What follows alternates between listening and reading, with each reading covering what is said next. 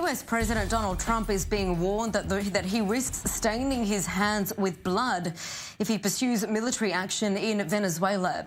President Nicolas Maduro is speaking on Spanish television, asking Trump for mutual respect, urging him not to repeat Vietnam in Latin America as pressure mounts on Maduro to stand down. Meantime, several European countries have followed through with their threats, officially recognising opposition leader Juan Guaido as interim president of Venezuela. The UK, France, Germany, Spain and other countries gave Maduro a deadline of midnight February 3rd to call legislative elections, a call Maduro defiantly rejected. It's a pleasure to announce that the European Parliament recognizes Mr. Guaido as the legitimate interim president of Venezuela. Guaido is now the person with whom we are talking and whom we expect to initiate an election process as quickly as possible. We consider that today, the President of the National Assembly, Mr. Guaido, whose legitimacy is perfectly acknowledged, has the ability to call for presidential elections. Elections in which Venezuelans can choose with their voices and their votes on their future without fear, pressure, or threats. The solution to the Venezuelan political crisis neither can be an internal confrontation nor an external intervention. Therefore, it will have to have a political transition, peaceful, that can be done and should be done through presidential elections. Now, Russia, a backer of Mr. Maduro, accused the EU countries of meddling in Venezuela's affairs. Maduro had this to say for himself. We don't accept ultimatums from anyone. It's like if I told the European Union, I give you 7 days to recognize the Republic of Catalonia, and if you don't, we're going to take measures. International politics can't be based on ultimatums. That was the era of empires and colonies. And journalist Stefano Pozzebon joins us now from Caracas.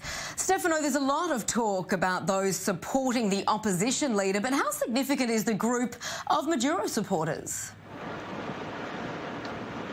The group of Maduro supporters is so far not reduced, but we see that more and more increasingly in these dramatic power tussle that we're witnessing in front of our eyes here in Caracas, the military will eventually have the last word. The military is looking more and more like the arbiter of this clash, and so far the military is being strong and firmly on Nicolas Maduro's side. Both leaders, Nicolas Maduro and Juan Guaido, made strong pitches to the military. Juan Guaido went as far as announcing an amnesty law that will shelter and protect all civilian and military officers who would eventually turn on Nicolas Maduro and join in sides with the opposition. But we haven't seen that moment yet. We haven't seen the moment when the military could defect its current commander-in-chief here in Caracas. And we see increasing pressure from the European Union countries, from the United States, of course, but also from other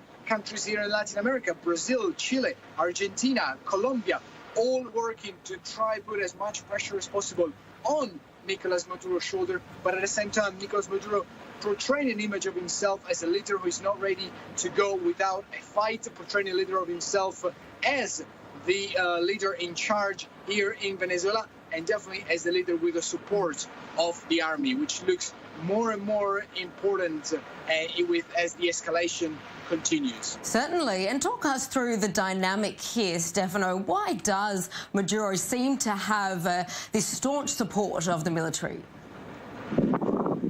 Maduro has the support of the top brass, the generals, the admirals, all people who are linked to the government because they receive and they oversee government contracts. They had most of the few state companies that still operate here in Venezuela. At the same time, though, the economic crisis that is really bringing Venezuela to its knees cannot be underestimated. And most of the soldiers eventually face the same prospect and the same conditions of the rest of Venezuela because of that crisis.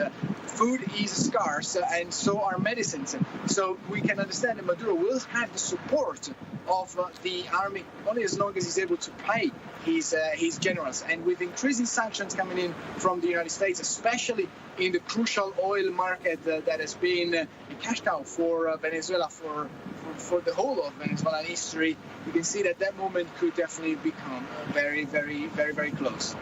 Now, Mr. Guaido says that the Constitution allows him to assume power temporarily when the president is deemed illegitimate. How long does this last then if it's temporarily?